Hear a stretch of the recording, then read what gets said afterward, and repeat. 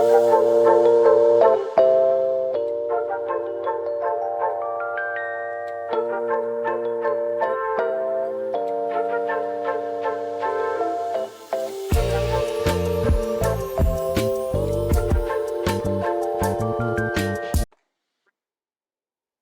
welcome, people, and thanks for joining me on another episode of the Alphabet Podcast. Now, today, guys, I promise I'm going to try and sound like I have a bit more enthusiasm, but it's really hard when you have a monotonous voice. So, today, we're going to talk about all things Pride. So, what are we proud of? We're going to look a little bit about Pride Month and why it's celebrated around the world and why it's so important that it's celebrated around the world. We're going to look a little bit about the legacy of Pride and how it kind of highlighted the plight of other marginalised communities. But then, guys, it's going to get a little bit interesting. We're going to have a discussion about why we shouldn't be coming out of the closet in 2024. So that's why we shouldn't be coming out of the closet in 2024. And then we're going to look a bit about how we all can be our own internal oppressors. So how we discriminate against ourselves and how we use language in a negative way. But, you know, before we get into the Stonewall riots and the reason for Pride every year, I kind of just want to ask you guys what you're proud of. And I know it's quite a difficult question because I asked myself and I sat for hours and I thought, I don't actually know what I'm proud of. But I will say I did think of some things and I put it out there to quite a few people because I'm really interested in what other people are proud of and if they're actually really interested in the things that people tell them they should be proud of. So, you know, I want you to write down 3 things that you're proud of. Okay, so you can think about it through the length of the podcast, but at the end, I would like you to have 3 things that you're proud of. If you generally can't think of 3 things, try and think of 2 things, because we really want to look at the things that are making us proud. So let's just get going. So Pride. So as you can see, rainbow flag, kind of what people associate with Pride. June being Pride Month around the world, although for quite a few years now, Pride Festival has been celebrated in July, especially in the UK. It's going back to June this year, which is good, but I think that was just mainly due to the weather. But June is Pride Month around the world, unless you live in New Zealand. So we got the Big Gay Out, that is in February, which I found quite random. So yeah, but anyway. Let's just get going. So while you guys are thinking of 3 things you're proud of, I'm just going to set the scene for you. So we're going back to 1960s in the United States, but we're looking at the climate around the world. So in the 1960s around the world, homosexuality was largely illegal. All right, so homosexuality wasn't legalized in this country until the 1967 Sexual Offences Act. So that's in a lot of people's lifetime. A lot of people listening would have been born when this change in the law. So before that, homosexuality was illegal and there was a lot of harassment for gay, lesbians and non-gender conforming people. And America was no different. In America at the time, there was a rise in, I would say, political and social consciousness. You had so many things going on. So the Vietnam War was going on. So you had a lot of the anti-war protesters. You had the assassinations of Martin Luther King, Malcolm X and JFK. So this is all happening in the 60s. And, you know, there was just this general rise in social conscience. You know, gay people were, you know, always trying to find places where they could be themselves and not risk harassment and assault. And at this time, there were a number of these gay bars that, you know, popped up around New York. So we're talking about New York here. So with anything to do with oppressed people and minority communities, there's always the police involved. The police are always causing some kind of harassment to some people. But there were other uprisings before the Stonewall uprising, but this is the one that really changed the course of history in terms of gay history. So Stonewall Inn, owned by the mafia, you think that would offer a certain amount of protection. You know, they paid the police to turn a blind eye, but the police would still keep up their fuckery and, you know, raid the premises on, you know, solicitation of homosexuality and just any excuse to generally harass people. I'm not saying the mafia were angels. They tended to extort their, you know, their richer customers from what they're seeing, the things that they're seeing, so blackmailing them and stuff like that. But on this one particular night, it was just one thing too many. And I think it was the different stories about how it particularly started, but I've looked at a lot of the facts, and what I can say is that the police entered the premises, a certain amount of them, outnumbered, as they do, but with their power complex, and tried to, forcibly arrest a number of the patrons, at which point a riot broke out inside and outside. And these riots started on the 28th of June, 1969, and they continued until the 3rd of July. So, there were sporadic outbreaks and rioting, and it just seemed like a time where gay people just had enough. We're fed up of being assaulted, abused, you lot are taking the piss. And, I can only imagine, as someone who's lived my whole life and been able to be visible and open about who I am, I can't imagine what it would feel like to live with that kind of harassment simply for who you are or who you love. So, the climate at the time was, it was largely illegal. In 49 states at the time, it was illegal. And gay people didn't have very many rights, so we had this riot, and it kind of changed things. It changed things. After these riots now, it kind of highlighted the cause of other marginalised communities. So we had the gay liberation started up, and then a lot of LGBT rights. And it had an impact on society, I would say. It had an impact on society. But the biggest impact for me, when I look back, and because I like history and I like intersectional feminism, and I read back, is the light that it cast on, feminism. So before this time, traditional feminism, or we call it white feminism, always overshadowed the struggles of women of color, or women of, LGBT, or disabled women, or lower class women. It's just one particular type of women it tended to overlook. Okay, but intersectional feminism, and I'm going to talk about a major exponent of this in a moment, takes into account the many different ways in which a woman experiences discrimination. So even if you had, I hear a lot of white people say it's not all about race, but even if you have two white women, their experiences are not likely to be the same, especially if you add in different intersections. So a white disabled woman is not going to face the same amount of discrimination as a white able woman. And if you add sexuality and gender non-conforming on top of that, and maybe class, you can see how we need to look at stuff through an intersectional lens. So, the legacy of Stonewall, there's a few legacies. So it raised this awareness on these marginalized communities. But on the first anniversary of the Stonewall Rising was the first ever gay pride parade in New York City. I must have to, before I leave this world, go to New York Pride. It's a must, okay? And it's now held around the world in June.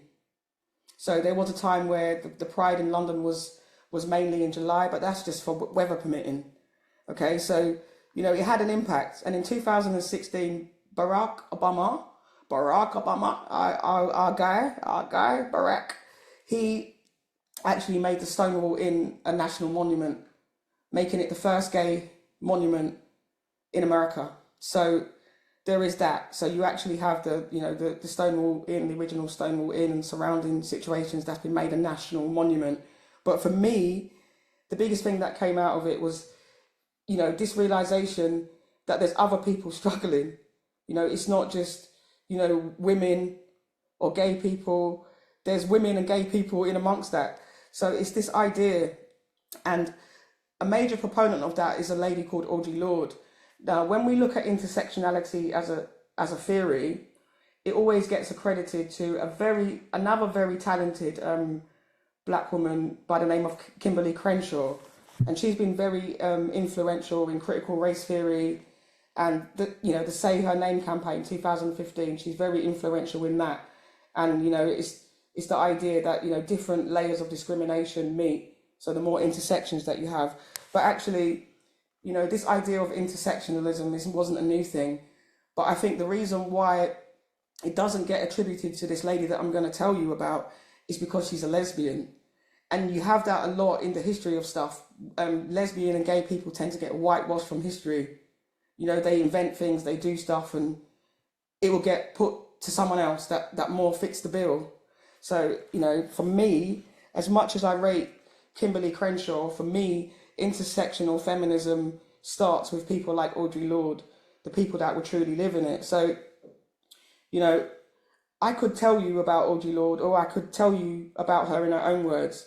So, you know, in her article, The Hierarchy of Oppressions, it's quite a long article, so I've selected bits.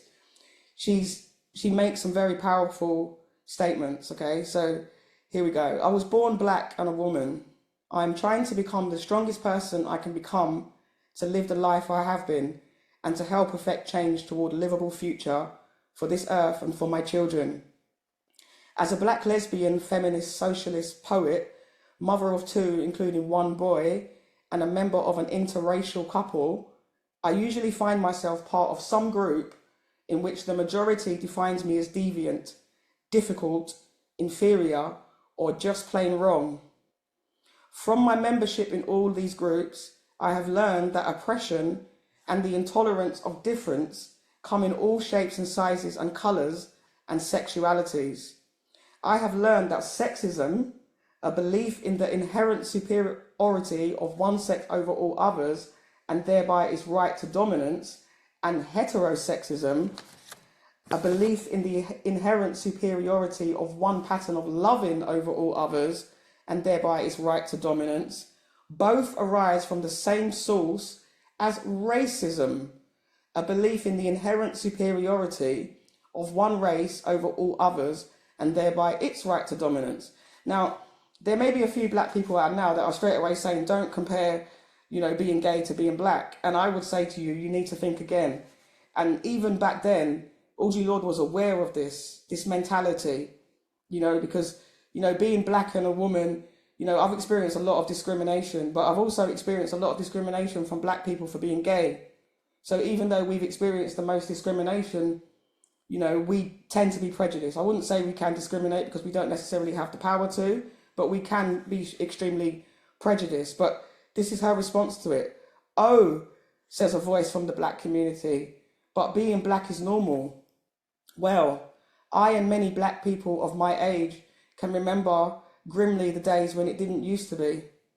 I simply do not believe that one aspect of myself can possibly profit from the oppression of my other part of my identity. Now, how powerful is that? How powerful is that? And it gets thrown at me all the time from within the black community that we cannot compare these things. But I would suggest, as Audre Lorde suggests, that there is no hierarchy of oppression.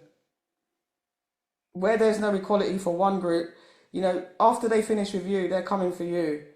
And we'll speak about that a bit more. But I wanted to kind of raise the profile of this amazing writer and activist, because I believe that if she was a straight woman, she'd already be in the mainstream. So if you guys do one thing for Pride Month, is go to YouTube and just watch a small video on Audre Lorde and tell me how remarkable this woman was. I mean, she died in 1992 of breast cancer. She lived with it for a long time. And, you know, she was a poet, warrior, intersectional feminist. And this is the type of feminism all women need to be getting onto. It's not about white or black. All women are different and we have different experiences. But we need to fight this together. So the legacy for me of the Stonewall is this rise in intersectional feminism.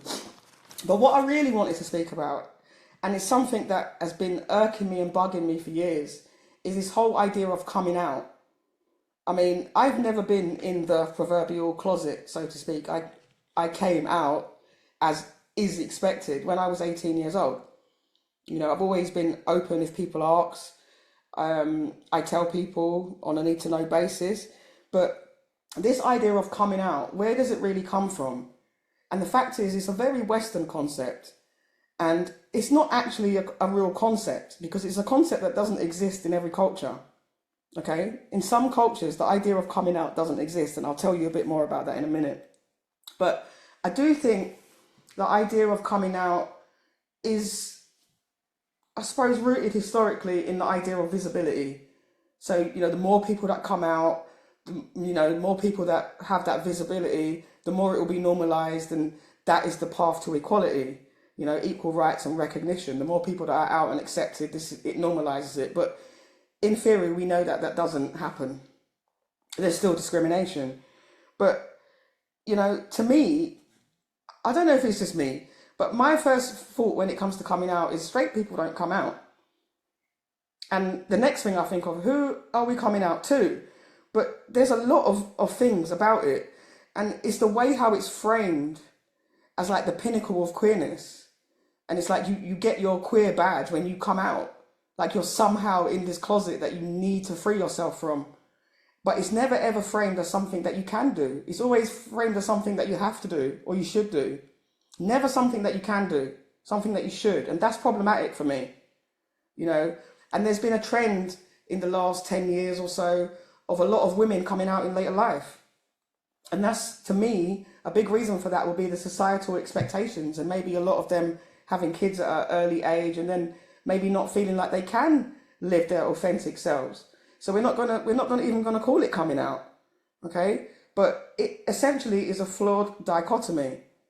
There's no one degree of being out. There's no in and out. There's things in between, loads of nuances. You can be into some people and out to others. You can be out to the whole world, but the minute someone meets you for the first time, you're gonna have to do it all again.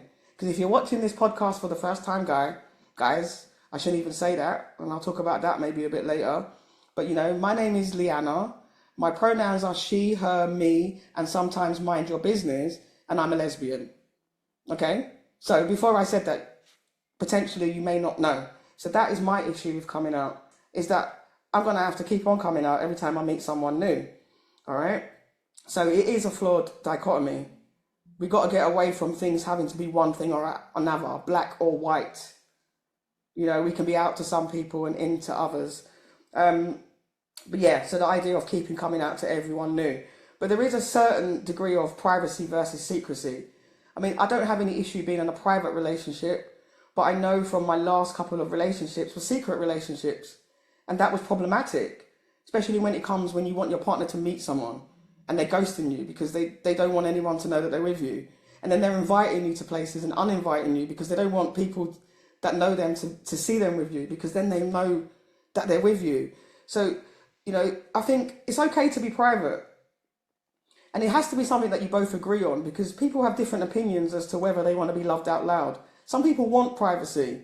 Some people want to be loved out loud. So it really just depends on the relationship. But, too much secrecy could be a sign of self-hate and some denial. And that's going to cause problems. Believe me, if there was a straight girl anywhere, I would find her.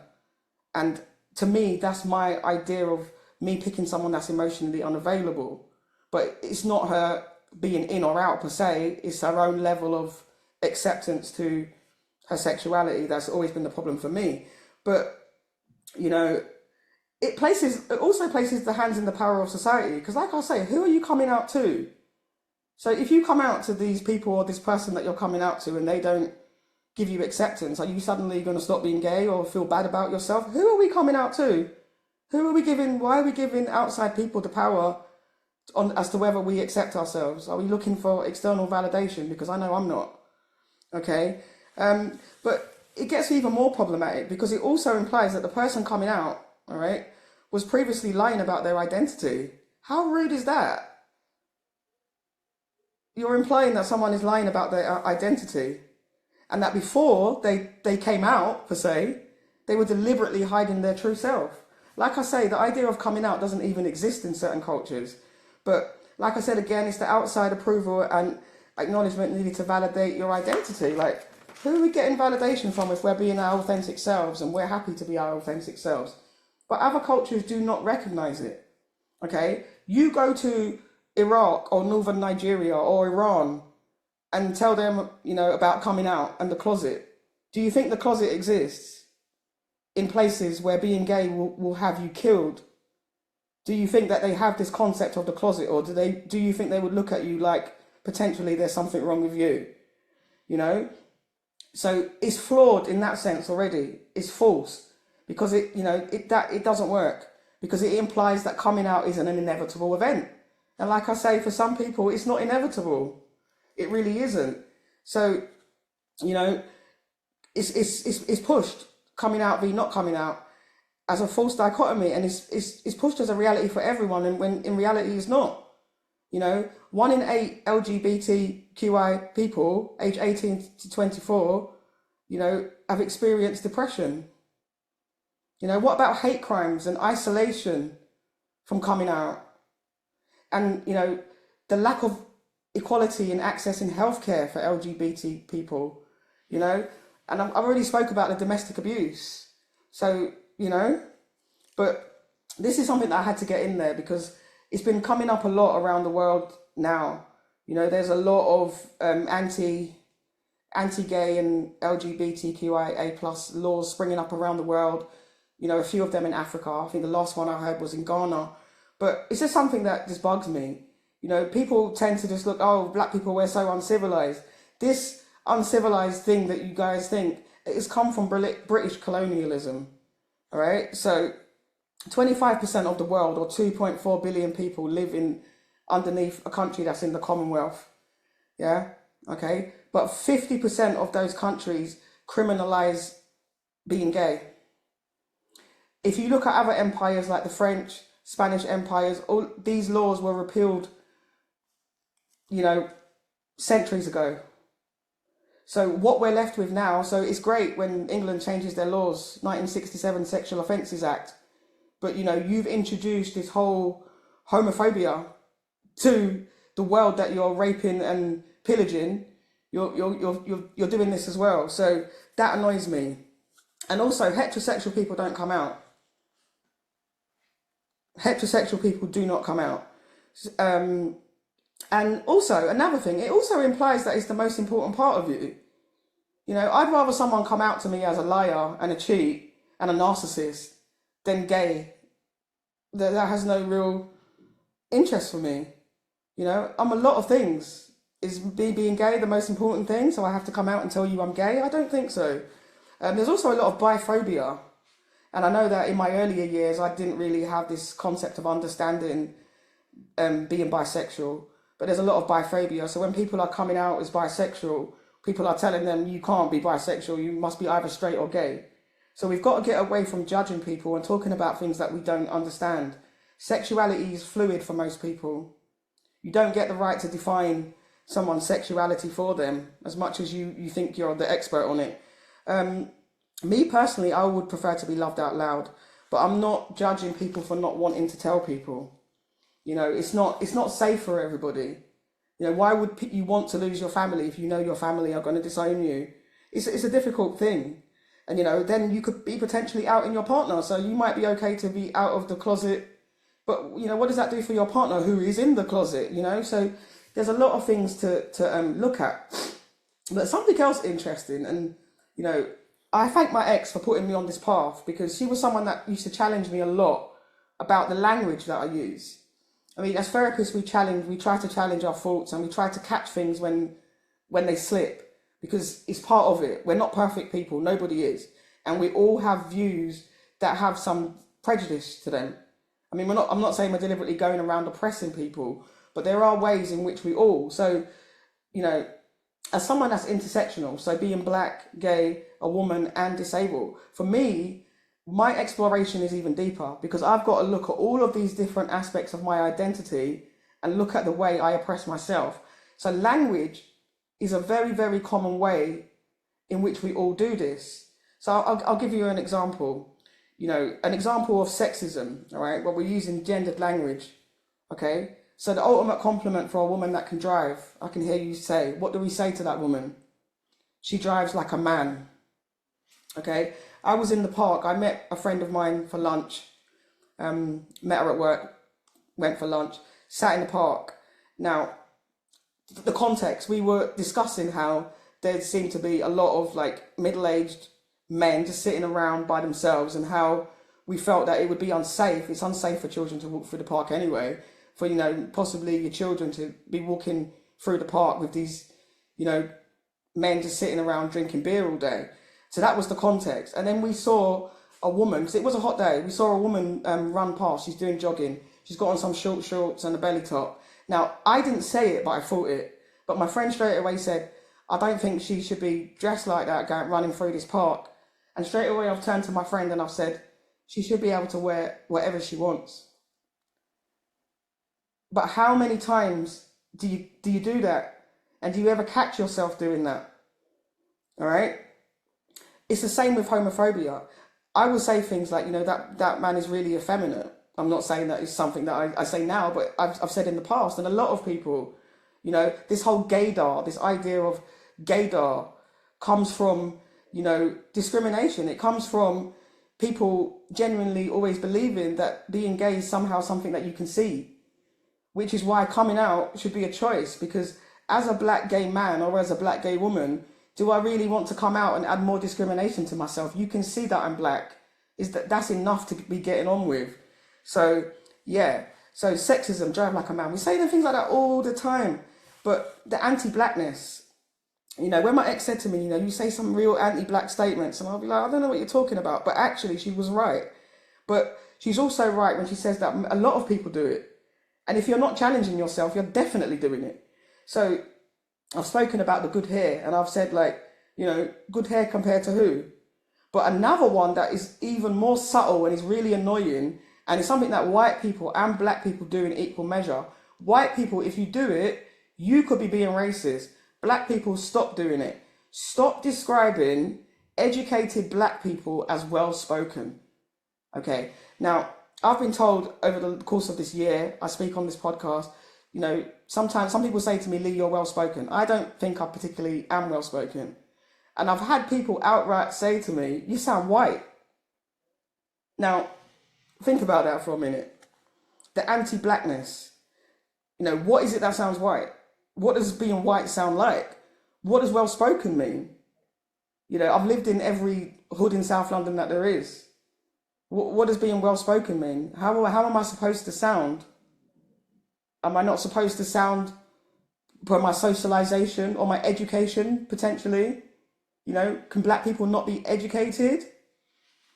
Am I well-spoken? I don't think so. And the next person that says that to me, I'm going to challenge them. What do you mean by that? And what do you mean by the good hair? And what do you mean pretty for a black girl? All of those things are anti-black. And I hear black people saying it. So they might be saying it about a darker skinned black girl. Oh, she's pretty for a dark skinned girl. I hear that all the time. That's anti-black. Good hair, Becky with the... What good hair? Who are we comparing good hair with? I compare my hair with how it was today and yesterday. Who are we comparing it with? And it's the same with ableism. So as someone that's intersectional, I've got more work to do. But we all should be challenging this language because we are our own internal oppressors in some senses. So we're setting men up as the standard when we're being sexist. All right? We're setting white people up as the standard when we're being anti-black. And we're setting heterosexual people up as the standard when we're being homophobic. When really all this is just about difference. We're all different. But everyone deserves the right to equality. But, there is a wider implication. So if you're, I normally say, hey guys, at the beginning of the podcast. And you just don't even think about it. I tried to say people today, but it's the gendered language. My right-hand man. My main guy. It's just the things that we say. And if we're not careful, it could have wider implications because we could be discriminating. Because if we're in a position of power and you're somebody's manager and you're using gendered language and making wild statements like this, you could see or find yourself being taken to a tribunal for discrimination. These are the things that get people into trouble when they don't understand what they've done or said. Challenge yourself. Sometimes hear yourself and what you're saying and think to yourself, where did that come from? Do I actually believe that? Or is that just because we live in a patriarchal society? It's made by men for men. We live in a racist society. Okay? We live in a heteronormative society. If you've grown up and you've not been socialized to be like that, then you've probably not grown up in this society.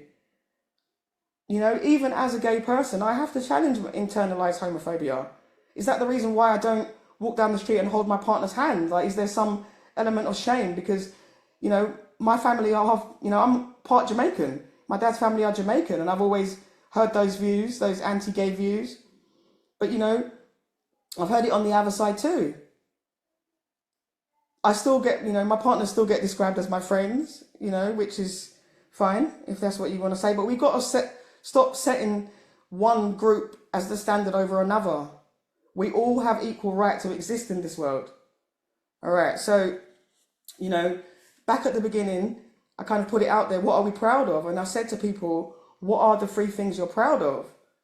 And I really struggled. I'm not going to lie to you. So if you guys have managed to find three things, great. Please put one of them in the comments. I'm really curious to know. But, you know, when I thought about the things that I'm proud of, and let me go into my little magic bag and take out me, because I did put it out there, because I wanted to ask people what they're proud of. And some of these things actually got me a bit choked up. So I will tell you what I'm proud of in a minute, but I'm going to read this stuff. So, you know, first person, three things you're proud of.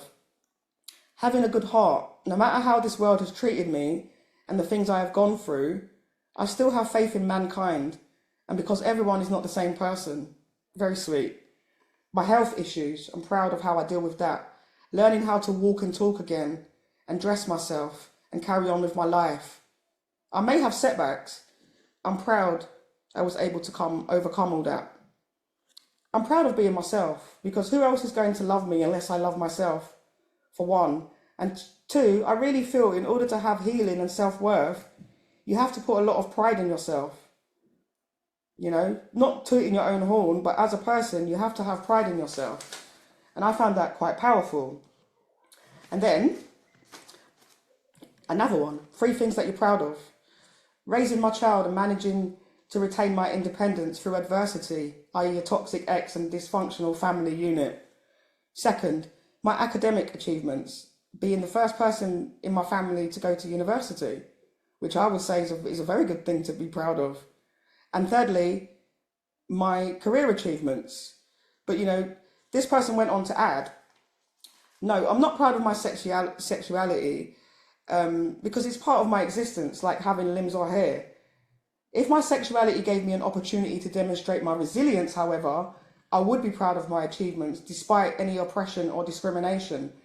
I think pride should only be based on oppression's experience and not the sexuality itself. And that is a straight woman. But a straight woman with the understanding and emotional intelligence to understand that somebody that is gay and has had to overcome things may look at it in a different way. But, you know, on the whole, as a straight woman, her sexuality not even being on the list of things that she's proud of. Now this one made me laugh my arse off. This one made me laugh my arse off, right? Okay, so I asked this person what you're proud of. My strength. I've been through a lot, and despite it all, I've remained grateful and loving. After the rain, the rainbow comes. The sun will shine again and things will get better. That's beautiful. The family I created. I laugh with my children every day. Without checking with them for certain, I think they love and value me. My children are very clingy to me and don't like to be away from me. That's a lovely testament because I adore them. Even though they do my head in, they are my world. I value cuddles and sneaking into my bed because I know that there will be a time where that won't happen anymore. So what's the third thing that you're proud of? My quads, yeah? My thick thighs, babes. 4 babies later, and I can still see my vagina. She fucking beats it as well. You can still see her vagina, all right? She's been active her whole life and it has helped her keep young, fit and healthy, all right?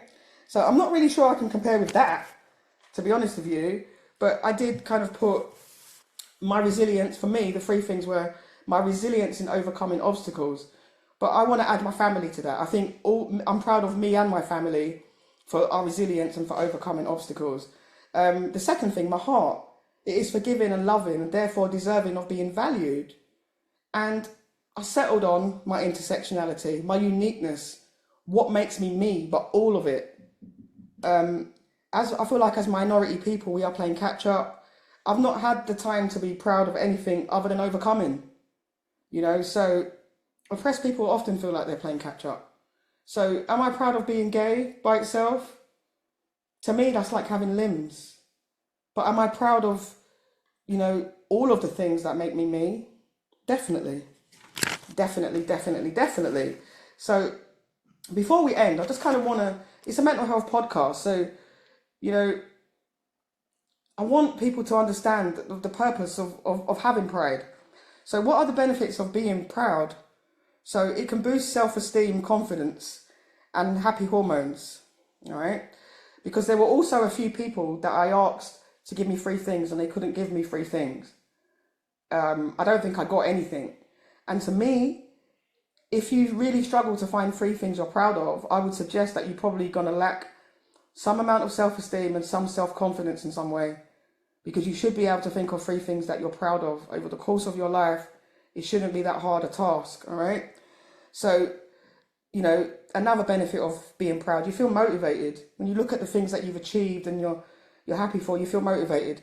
You take pride in yourself, so you take care of yourself. I also think it helps with gratitude. If you've got things to be proud of and you can clearly see that evidenced, I think it's going to make you more grateful. And in turn, a happier person. Grateful people are more happy people. More resilient.